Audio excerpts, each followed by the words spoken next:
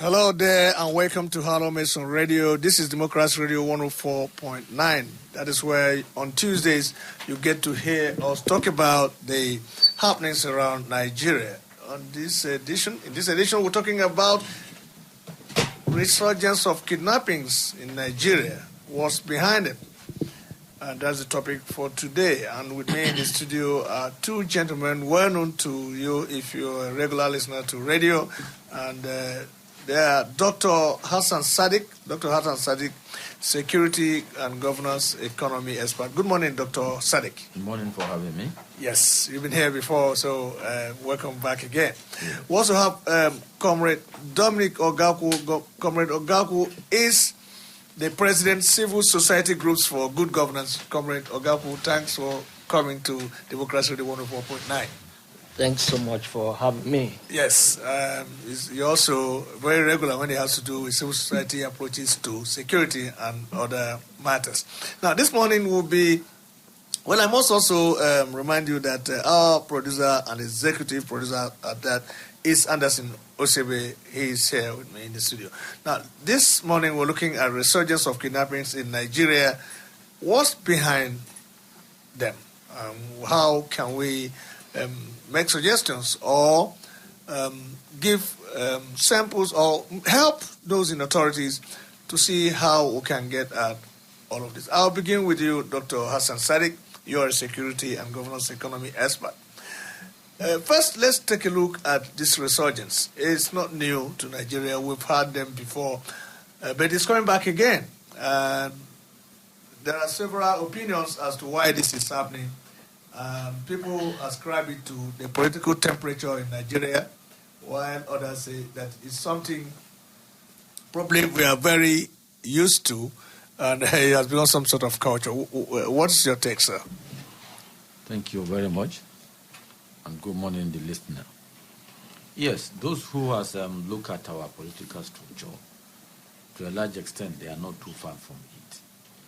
But the major point currently in the resurgency of our kidnapping, bandit, insecurity, I call it as a result of complicity from the political and the military. What do I mean? The political will from the government is zero. Why the military strategy is also not up to the task. First of all, if you look at it, when these administrations come on board, after some few months, there were kidnapping elements in Kaduna State, where they kidnapped children and all that.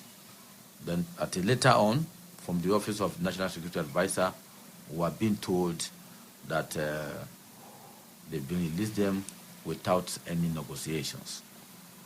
But surprisingly, El-Rufai, the former governor of Kaduna State, came out presently and said the Kaduna State government pay a ransom of 1 billion naira to the bandits. That was why those girls were being released. And he even boldly said, whoever deny it, it should come. He has all the evidence. You could see that if you look at it from the angle, as soon as you start negotiating with bandits, it becomes a profitable venture that they now want to go into. In fact, in the process, if they have disagreement within the share formula of the bandit who collected the ransom, they will be split. Those split can be now multiplied into various groups, and they use the same strategy in kidnapping the school children, which are the soft targets, so that they can be able to earn more. Now, coming back to the military, why I said the strategy is also low. You remember recently, one of our brigadier general was killed.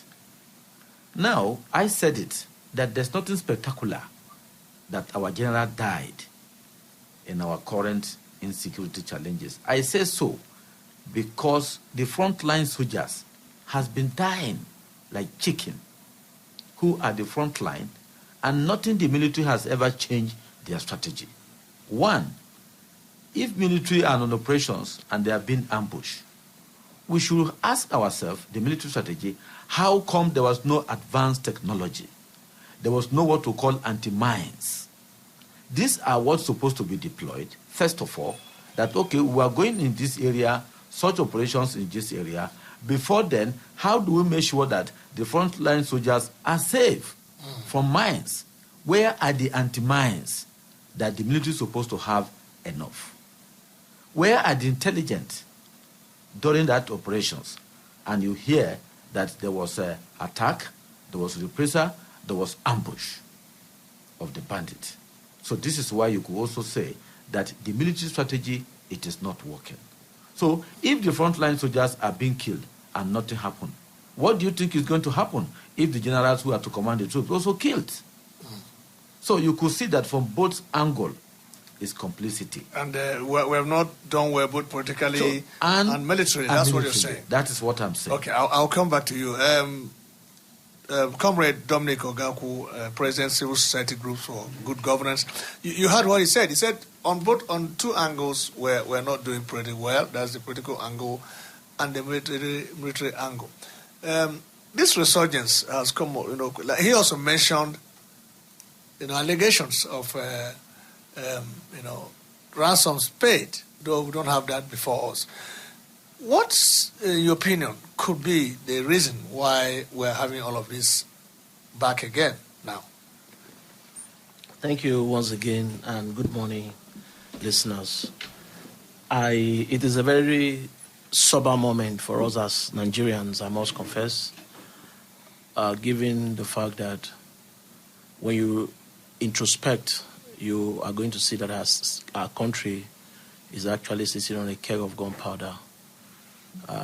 What if the largest black nation can become so vulnerable, so incapacitated, so undermined, so dismembered by a bunch of miscreants, bandits, who had run one of the most prided military architecture in Africa, then it brings to mind, it tells you that there is an endemic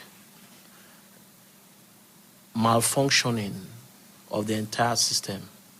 I think what we are seeing is the resurgence of systemic failure. Our systems are collapsing. It's like a man who is sick. The sickness begins from inside, and then you begin to see the symptoms outside. It is not the symptoms that is the sickness. The symptoms are underlying there in the body of the man who is sick, and that's exactly what we are experiencing. It points to the fact that our systems are not working. We do not have a roadmap on how to lead ourselves out of this quagmire. It shows that there's a failure of leadership, the weaponization of poverty, the incessant disconstruction of our collective unity as a people. And it tells you more so that even the union itself is threatened. Possibly is a sign that in the first instance, possibly Nigeria, the amalgamation or the conjecture called Nigeria is actually not meant to survive as a union in the first instance. So I believe that there are so many things we can look at. We can sit back here and try to proffer, speak to it and do all that. But I can tell you most solemnly, Nigerians are tired. Nigerians are overrun. Nigerians are running out of patience. It looks like we have lost out. We are no longer in this realm of humanity.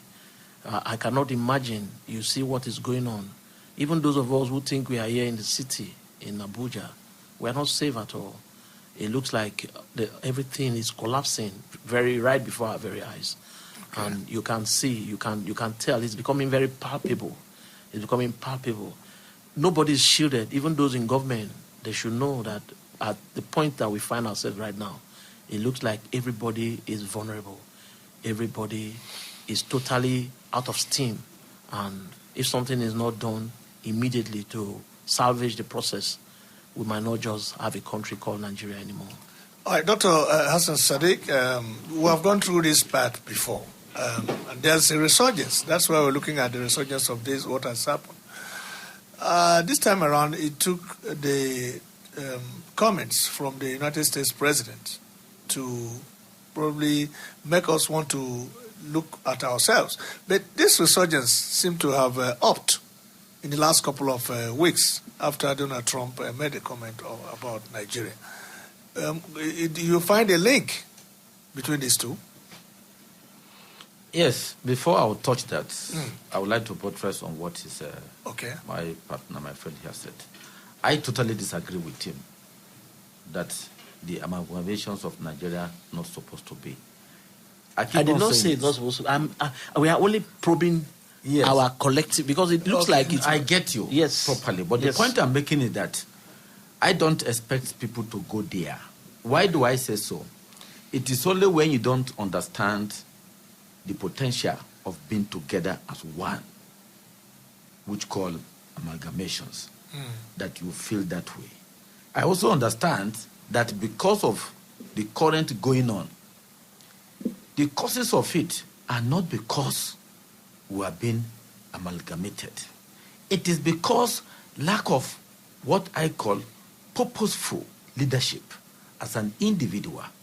Our forefather who bring the nation together, if you remember, Zeke was known as the Zeke of Africa, meaning it is not only in his heart the unity of Nigeria, it was the unity of Africa.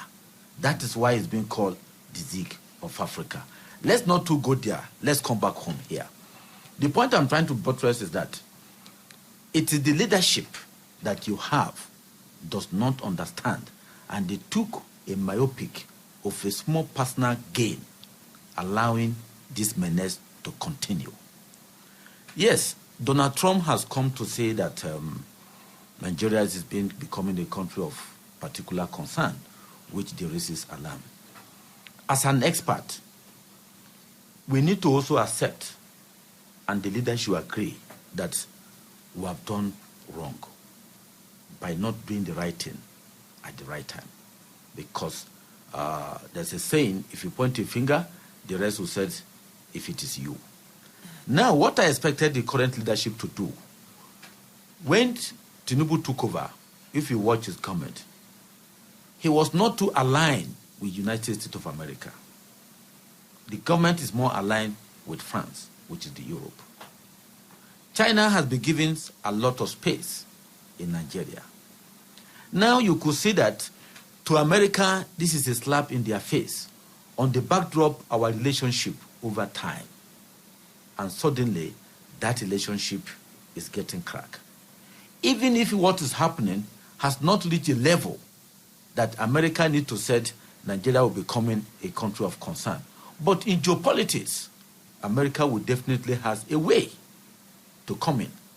What I expect the current leadership to do politically is to go back to America and said, yes, certain things has done wrong, but we are ready to make it up.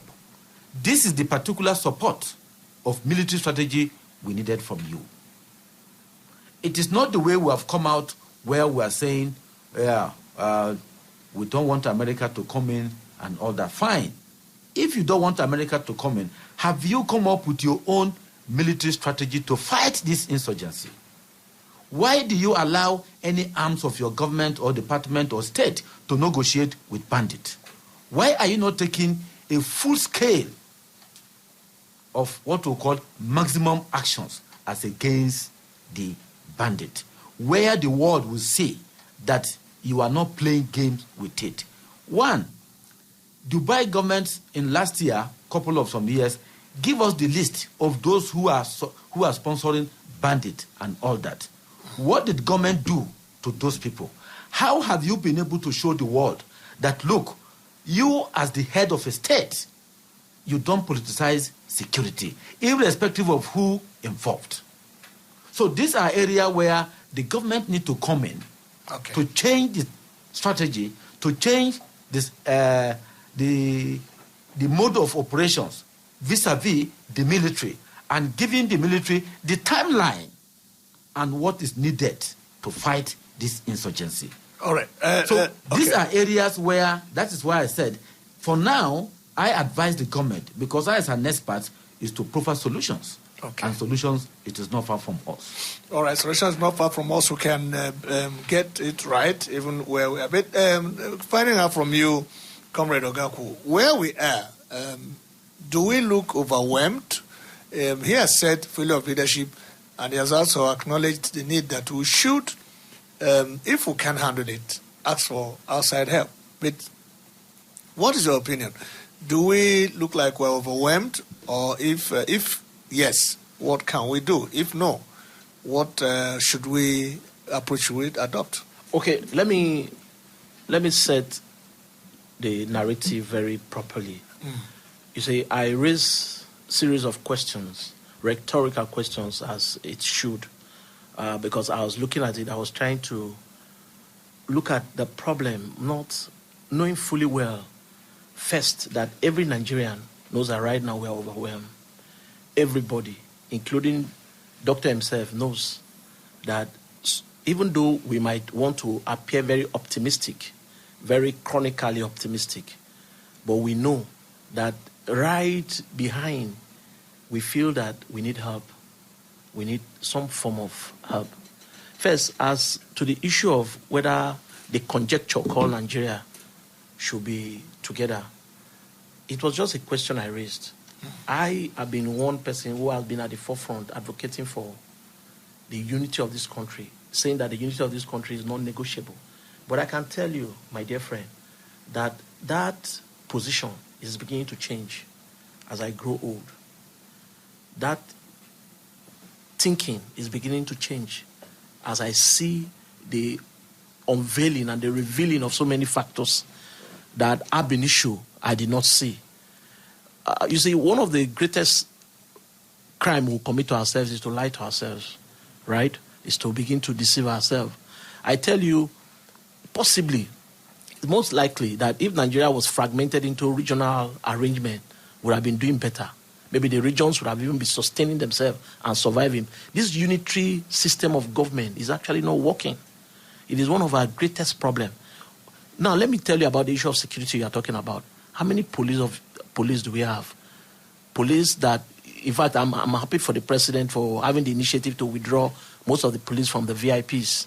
Are you getting me? Because what we have, this unitary police system, was just to protect a few elites. Go back to the grassroots, go back to the rural area. There's no police in there. These people are left to themselves, just to fend for themselves. So when we say those things, we say them because we have been able to do analysis. We have been able to look at it from all corners. What is the best way that can work? Are you sure that Nigeria is supposed to be having a unitary system of government? Are you sure that everything... Because we are actually not practicing true federalism as it stands. We are actually... What we have is a system of government that is lopsided. There's no balance. It does not appear fair. There's no justice in the system. There's no fairness in the process. And so these are some of the issues that we must address. So for your question, do we need help? Yes, we need help. We need help. In fact, 2 weeks ago, I was in a program somewhere, and I was one of those who said, we don't need America to come. But that position has also changed now. I think we need help. And if America is going to offer us the help that will restructure and put our country back on track, then we need it. Okay. We need it. It is only a fool that would see help and will say, okay, I don't need help, allow me to perish. No, I think we are past that level now. Okay. If we actually need help, we need help right now. We need help with regards to the weapons of our military officers. In fact, what is so difficult in our rescue mission, the air component in our military operations, is missing.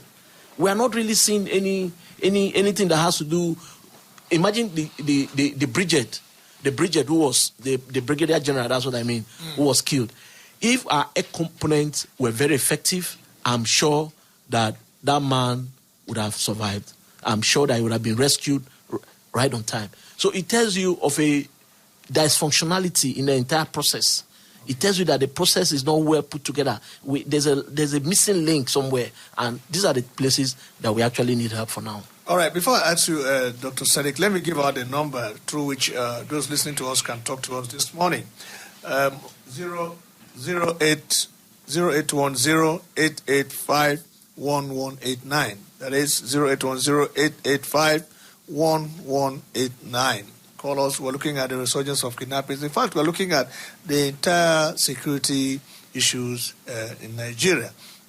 And with me in the studio, Dr. Hassan Sadiq. Dr. Hassan Sadiq is a security governance economy expert. We also have Comrade Dominic Ogakwu, who is the president Civil Society Groups for Good Governance. Both gentlemen deal with good governance, and that is why it is important that you call in and ask questions, even though we are dealing with security side of it. Dr. Sadiq, he has said we need help. You have also acknowledged to a point that we need assistance. But in what form should this come, and how do we handle it? Yes, thank you. Respect to the gentleman, my friends here.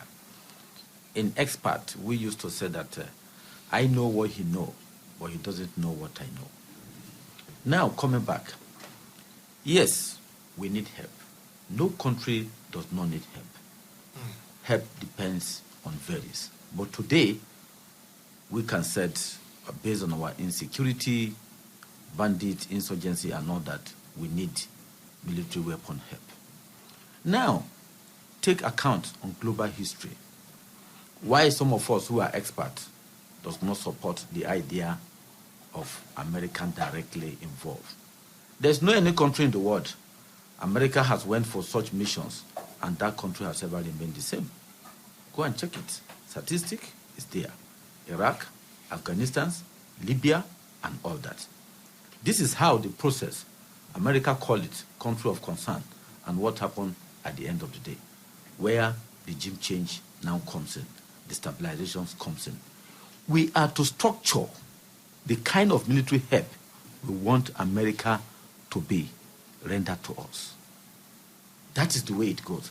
That is why I said, currently, we needed a strong political and military leadership to come to said, yes, we need help. This is the way and the format we want the help to go, so that at the end of the day, we'll be able to solve the problem. Now, we don't manufacture most of the weapons that we use in combat operations. These are equipment that are coming from America. I can authoritatively tell you today, there are certain equipment America will not sell it to you because they don't want you to have access to it. And if part of this equipment are what we needed to use to fight the insurgency, and America did not give it to us, how do we do it? These are where a lot of people who does not have the in-depth knowledge does not understand. Now, if you are now telling America to come directly to use it, what are going to be the consequences by allowing them to come in directly? Now, so what we needed is to structure the kind of help of a collaboration. I agree with that. They've been collaborating with us. Military and American. That's right. Vis-a-vis the type of equipment. If we are to purchase some certain fighter jet today that can help us, and America tell you that because you have a history of human rights abuse, we are not going to allow you to use this. And these are where the bandits are located. How do you get them out? Okay, but how do you take them off? Yes, the Americans have been collaborating with us, and even those in our security. Yes, they are. At which area are they collaborating with us? You also need to know it. At what level are they collaborating with us? That is why I said America is not coming to help you simply because they so much love Nigeria. No. They have a personal interest. Like I want you to give us some of this because people have been saying this. I want us to maybe one or two. What could be the American interest? Okay. In Nigeria? Now, if you look at it, the moment Donald Trump declared looking at to come directly, China come out immediately that America should not do that. On what ground did the China say so? China has dominated Nigeria space in terms of our minerals, where people also link that due to the way the Chinese has taken over, also increase the numbers of bandits and all that, which means China has tactically pushed out America to a large extent in terms of economic benefit, which America, it is not happy. But are the Chinese legally doing that? No, of course, there are a lot of illegal mining in Nigeria which are involved the Chinese people. Okay. We all know it. Two, if you look at it, Nigeria today has signed to be part of BRICS. And BRICS is a nightmare to America. Now, most of our imported fuel before are coming from America. Today, we are not. Nigeria is the biggest exporter of fertilizer into America. So, all these are certain things that geopolitics, America, it is not comfortable with that. Now, if you have an issue, and on the basis of that, you are saying America should now come directly, you need to ask certain questions. On what ground is America coming to help do this for Nigeria? Okay. These are the things that the government need to know. That is why I said what I think the government is lacking from political leadership and from military leadership is to come up with a strategy. That's why I said when the new government took over, the government was not aligned with America directly, which Americans are not take it lightly. It is time for the government to look at that, having a relationship. Today we don't have ambassador across the world. That is also play a part. Okay. Now get the ambassador in place, let them start working, make sure the president starts relating with America. Let us look at it. Where are the economic benefits that America can benefit in keeping the relationship? Okay. These are other things that are not being told, that people don't know openly, right, that the government need to take actions. And doing this, then you could now see, and making sure back home here, you dealt with the insurgency decisively, okay, which you call maximum fight with them. All right, Dr. So Nigerian military still has what it takes. But where they are lacking is the strategy and the equipment. That relate with country that can give you such equipment and let the military move in and you see a change. Then so that Nigeria can remain as one unity. Because most of this country does not help you for nothing. Yeah, there's no free lunch. No free lunch. As they said. What they take is bigger than what you think they are going to give you. Okay.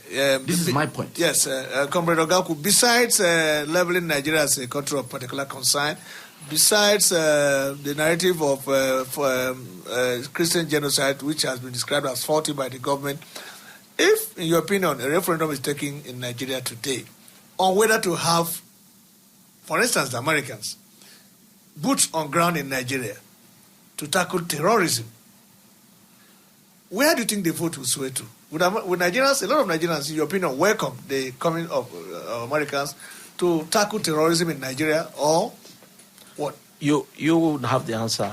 You know very well. You know that Nigerians would want any time. What Nigerians are thinking about now, they are not thinking about the rhetorics and the political permutations that people are talking about. Whether Americans want to come and take oil, whether Americans want. What Nigeria wants right now is help. And they would stop at nothing to have access to that help. Because it looks like there is no help in sight locally. It looks like we have been outrun.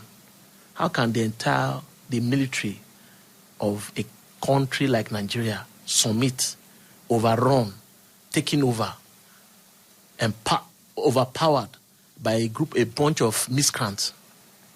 It doesn't add up. At least if you're on social media, you should be able to see this. People who are already bragging, they are stopping at nothing. They are still very, very, very bold to come out and even challenge the position of our union as a country. So I can tell you that for free, that the people, if you do a referendum right now, people will definitely ask for foreign intervention. They'll definitely. We will need mercenaries. We will need people who come. Because it looks like we are not even deploying, in this era of technology, we are not even deploying technology to be able to locate the position of these bandits and these terrorists who are tormenting our country. See, it is only a weak man that will sit back and begin to think that if the Americans come, they will come and outrun us. It just has to be a well put together agreement. Do you understand what I mean? So that we'll be able to know that, okay, this is exactly what we want. Like he rightly mentioned, what is it that we want from them? We need to put it down. Is it arms that we need? Do we need reinforcement, a support, do we need their intelligence to give us backup? Do we need their air component to be able to help us out in those areas where we are not winning? So it's just to have the areas that we need this support, that we need this help. But if you say that we don't need help, or that if they come and all the rhetorics and all that, look, the Chinese that are here, they are even the ones who are manipulating the system. Go to a place like Zamfara. They are the ones who have taken over the gold mines there and empowering most of these bandits with arms and the rest of it. These allegations are out there. So if people who are already benefiting from the ecosystem are now, they will not want the insecurity to go away, because they know that as long as they are in charge, as long as they are there, they will continue to hold the people and continue to control the entire process. But you see, we speak here as laymen. See, there are people who have this fact, this data right with them. There are people who have gone out there and they know exactly what is happening. There are people who have done analysis, who have taken time to understudy this process, and we have all the details. Are you getting me? In any case, there's a lot of compromise in the entire process. There's a lot of compromise. We are not serious as Nigerians yet. Every man is thinking of what I stand to benefit. Every area is thinking of what is it for me. Are you getting me? So we need to begin to rethink out with all that. We need to change the mindset of our people. How do we even see this union? Because what we are seeing now, like I told you from the beginning, is a systemic failure. It shows that there is something, the structures are very weak. The structures cannot carry us again. Because if for close to half a decade now, we have been fighting a bunch of people and they have been winning and winning and winning. It looks like we are not even making any progress. Sometimes we'll go one step forward and we'll take 3 steps backward. It looks like so for us. We need sophistication. We need something more. We need to do something different. Something different. Time is running out. You understand what I mean? We cannot take one step forward and then the next time we see them coming with all the arsenals and as if they are even greater than us. All right. Okay. Dr. Hassan Sadiq, you're a governance expert, governance economy expert. Now, he did mention something about fiscal federalism, where regions, for instance, policing. The Southwest governors yesterday left a meeting and issued a communique saying, look, we have come to the point where we have to adopt state policing. And I'm sure by the time the northern governors meet, they may adopt something similar to that. And I've asked the question before, is the way to go is to empower the regions, not necessarily division or balkanization. Isn't it time we'll start taking another look at fiscal federalism? For instance, state policing, so that people can police the areas they know, and then maybe decentralize the central police. You're a security and governance expert. I don't know what your take. Yes, I've a discussions with a retired DIG on the issue of state police. While some of them were not in support, I vehemently said it, that we are long overdue to have state police, so that the state police can actually help, while you only have a federal police. Where any state that needed help, the federal police now give support. I will say it here. The reason why some of them at that time said so was because of the largesse accrued to what I call federal police. But when some of them retired, they now see the need of having state police. State police is overdue, but it's a constitutional matter. Now, I've also suggested that before constitutions can even be amended to have a state police, let us see the actions of each state vis-a-vis in regards to local. What do you do? There are particular states at one time, they use the state hunter within their federal highways that cut across where kidnapping elements are taking place. To a large extent, it come down. In fact, if I may to say, the former governor of Kogi State, Yaya Bello, during his first tenure, I remember vividly, their local collaborator, he demolished their house without not waiting for any law pass. And during his time, we have some level of insecurity in that state because of the bandit. These are tenacity that most of the governors are supposed to take and put in place. So why the federal should get ready to make sure that allow the state to have their state police. Legislators today are also wasting time because they are the constituents of the people. They're supposed to know that anytime they travel home, they are not safe. The people you say you're representing are not safe, what do?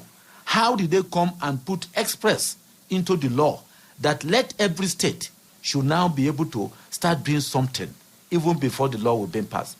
2, the Office of National Security Advisor by now should come up with a state police strategy. What are the fear that the state should not have their own state police? At that time, a DIG has argued that because the political head will use it against political opponent. I said yes, you can't take it away, but that percentage, it is small compared those who suffer insecurity in the state. Then if the state governor are using it against the political elite in the state, then while the masses are not suffering, it will be better than today. The issue of insecurity, those who bear the brunt are the masses, not even the political elite. The percentage are lower. So issue of state police, it is long overdue in Nigeria. But the National NSA office should come up with a strategy that this is the way a state police is going to be operate, so that we don't also, because of that, creating problem. If I go detail, if you are now having a state police, I've suggested that whoever residents in that state has the right to be employed as a state police. Because if you only allow the indigent of the state, which means the non-indigent will not also feel safe. These are areas that we are not yet looking to. That is why I said, we know what they know, but they don't know what we know. All right, you're talking about the National Security Advisor's office coming up with a strategy. With the strategy, how state police is going to be operate. How do you train on arms and arms handling of the state? What level of arms will the states are going to handle? And that should be in the immediate. That should be immediate. Okay. 2, while I've also suggested that before even the state police, the law should change, what actions the state government are taking vis-a-vis using the hunters in the state? Okay. To make sure most of their highway, how do you safe. Position them, how many kilometer by kilometer they have a stop by check? Because these are the road the bandits operate. Yes. There are people you see on the road, they use Okada. When they see a good vehicle going, they went in and make a call for the bandit to come across, because it's a chain of network. So these are areas that it borders on the state, not only at the federal, but how many state governments are taking these actions? Okay. So this is why some of us who are experts, this is what we know. This is the way to go. Okay. You have said it should be in the immediate. But the Comrade Ogakwu, Dr. Sadiq has said, look, there should be a strategy coming from the NSA's office on this while we wait for the passage of a law to bring in state police. But what happened yesterday at the NSA's office was the unveiling of the Nigeria's counter-terrorism strategy plan, which the office says is for 2025 to 2030. You know, I don't have the details of the document. Do you think we'll have to wait this long to tackle insecurity? Dr. Sadiq said we'll need to do something in the immediate. But the Security Advisor's office has a plan that will last till 2030. Do we have to wait that long? Well, I think it was a review more so. I don't want to believe that the office of the NSA does not have a strategic plan for these issues. But you see, it's like this Nigerian syndrome. We are always waking up when in a hurry, you know, especially now everybody's talking, just the way we are talking about insecurity now, because the insecurity is almost right in our faces. So everybody's talking about insecurity, so everybody's trying to think as if, no, these things have always been there. These structures have only been there. It is the implementation, the revitalization of these processes that is a major challenge that we have. The problem with Nigeria is not even the laws and the rest of the things that people have been talking about. It is lack of sincerity and leadership. People who can actually put their heart in the ring and said, okay, you know what, guys? We want to end this insecurity and we must end it, however be it. You know, sometimes when you even write too many laws down, it gets you very muddled up and you get confused. Why not we begin to take action? This paying lip service, talking, masticulating and talking about issues and all that is becoming unbecoming. I think what we need right now is action time. Like they said in one movie, the government his father has been taken hostage. The government's hands are tied. He's going in alone with a pair of borrowed fighter jets. Waiting time is actually over. So I think we're at the point where waiting time is over. We have to go in. We have to go in. It's time to go in. It's time to launch out. If leadership is sincere about their intentions to end insecurity, Dr. here said they are complicit. There is complicity in the entire process. For government to begin to prove ourselves and say that, okay, we are not complicit, we don't have an agreement. There are people who have said government had an agreement with the bandits prior to elections and all that. People have said the bandits are here because they came when Buhari wanted, in 2015, when they wanted to outrun Jonathan. So there are a lot of theories, a lot of conspiracy theories as to why we have this level of insecurity. So what government needs to do to be able to reverse and change the narrative out there is to move in. It's action time. Okay. Government must be able to show palpable action that can be felt from everywhere, from every corner. Let Nigerians begin to see that, okay, yes, let's hear that, okay, right now there's the air component is fully in charge. In fact, so far, we have not seen any collaboration between the three arms in the military. It looks like everybody is relying on just the Nigerian army to take charge. Let's begin to hear that the Air Force, they are doing something about this, and to actually drive home this point. The insecurity it's not as if it's resting in the north alone. We still have pockets of insecurity in the south. So we need to address this in totality. Okay. All right. There have been talks about recruiting more personnel, Dr. Sadiq. Senator Adams Ushomole, while discussing security on the floor of the Senate, did suggest that, in fact, the Senate, it was a resolution, and an added prayer, and the Senate resolved that additional 100,000, more than at least 100,000 men be recruited by the Nigerian military. And we have also had talks about the need to recruit 30,000 additional policemen. Will all of this help? Yeah. Yes. It is long overdue. I've said it at the beginning. We know what they know. They don't know what we know. Now, if you take Egypt, what is the populations of Egypt? What is the populations of their police? What is the population size of Nigeria? And what is the population size of the police, Nigerian police? So, all these, it is long overdue. You made mention about counterterrorism strategy. To a large extent, I can say, if the government is not careful, it's like a dead on arrival. Why do I say so? In terms of military and police capability, it's of two stages: offensive capability and defensive capability. The way to go, we have not been able to put it in place. What is our offensive capability and what is our offensive defensive capability? It is when we get to understand it, we can say, okay, this is where we are, and this is how to come up to a level of every regime.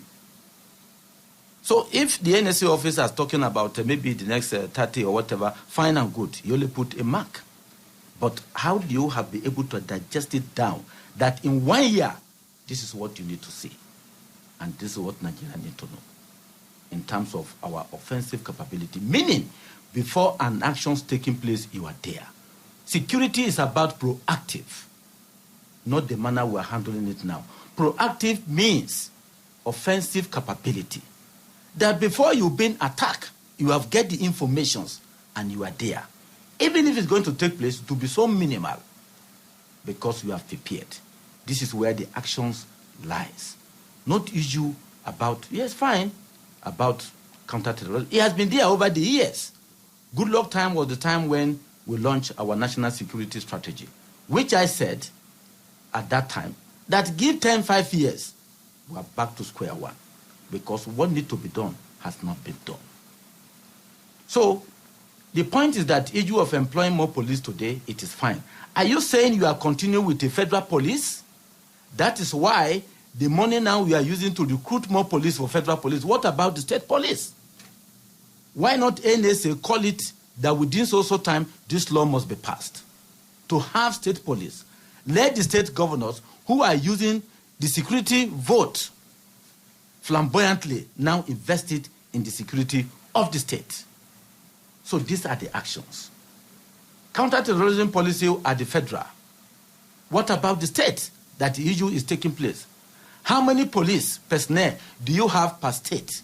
Their state command, what kind of equipment do you have? Each of the local government, what do you have? Some local government demand more than other local government, which we call need assessment. These are the strategy to go about it. If, for example, you are taking Abuja today, how many local government do we have? Which of the local government is more vulnerable? In terms of internal police, what is the presence of police in that particular local government? Vis-a-vis the personnel and the equipment. These are the strategy to go. So what we are launching, it is good to launch a policy at the federal, but implementations of security architecture, it is where the bottom lies. Okay, well, let's take this call. Dr. Sadiq, hold your thoughts there. Hello, good morning. Thank you, Uncle Anna. Good morning. Yes, Obasanjo Omale, thanks for joining us on the program. It's Alita Senator Obasanjo calling you all the way from Mina City, Niger State. Okay, please go ahead. Can you hear me? Yes, we can hear you clearly. Okay.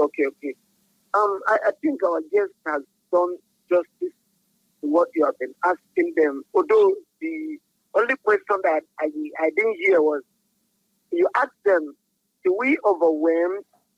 Which the other opponent said no. But on my own, no, we are overwhelmed by the insecurity. Oh, please do call us back. I think the line dropped. Do call us back. I think that question was answered. We agree that we're in, in some kind of crisis, but the way to go, according to Comrade Ogakwu, was to, let's seek for help. You also agreed, but you are asking, both of you agreed that there should be a collaboration. No, I think let's get it straight. Okay. I said our insecurity today is complicity simply because there's a lot of social media flies there. I said what we needed to do from political leadership and the military leadership is to come. What strategy are you using? I've also outlined on the political aspect what to do. I said today we don't have ambassador across the country. Put it in place, let them start negotiating and talking. On the military side, what kind of equipment do you need? How do we collaborate with the powerful nations that has this? This is our strategy to go about it. So that is why I said, to me, I will always say that the leadership are overwhelmed, but leadership are the one to command. This is where the issue is. Okay. But you can launch any policy, but what strategy are you going to use? Because I'm in the side of implementations, execution. That's why I said by now, I expect NSA office to come up with structure of the state police operations. Okay. And now for that even mention that if you are having a state police, you have to make sure that non-indigenous who resides in that state must allowed to join. Because if you don't do that, you are giving a divisions. That's right. Yes. So this is a strategy that again, what level of training are you giving to state police in terms of arms procurement, arms handling, and arms training?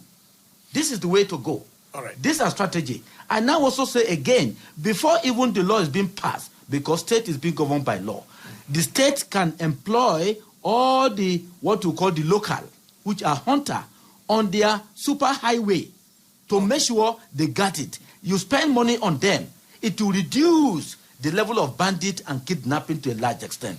And I went further to say, a state has demonstrated, which is Kogi State, during Yabelo, when he was a governor. And we all know the level of security at that time in that state. So these are ways, because we are to profile solutions in terms of executions, not about talking and speaking, but direct. What do you do as immediate to be able to have an answer and solutions to a problem? Okay, we have about 2.5 minutes to wrap up the program. Comrade Ogakwu, the presidency announced recently that police escorts to VIPs be withdrawn. That's not the first time we're hearing that. The question I want to ask, are we going to see anything different now? Well, I think the fact that that announcement has been made in the past and is being made now tells you it's the way to go. We have too many of our security personnel guarding VIPs. And with regards to shortage of manpower and the current overbearing or overburden that we have with the insecurity, I think that decision is very timely. Because you cannot have, you see, even a House of Rep member carrying about 5 police. For what? For what? You see a senator, police is guarding him to his you know, they have made a mincemeat of the entire security architecture. And it's actually, you see, we can now see the boomerang. We can now see the effect over time. It's really, so I think that's commendable and that's laudable. All right, thank you, Comrade Dominic Ogakwu. Dr. Sadiq, any call to action as we wrap up? Yes. Yes. It is time for the political leadership and the military leadership to change the strategy that will be able to solve the problems. But it is doable within the context of Nigeria Armed Forces. Not that it's not doable. Okay. Dr. Hassan Sadiq, Security Governance Economy Expert. Comrade Dominic Ogakwu, President, Civil Society Groups for Good Governance. I want to thank both of you for being on the show this morning. And to our listener out there, it's been a wonderful time with you. Join us again next week, Tuesday, for a fresh edition of HallowMace on Radio.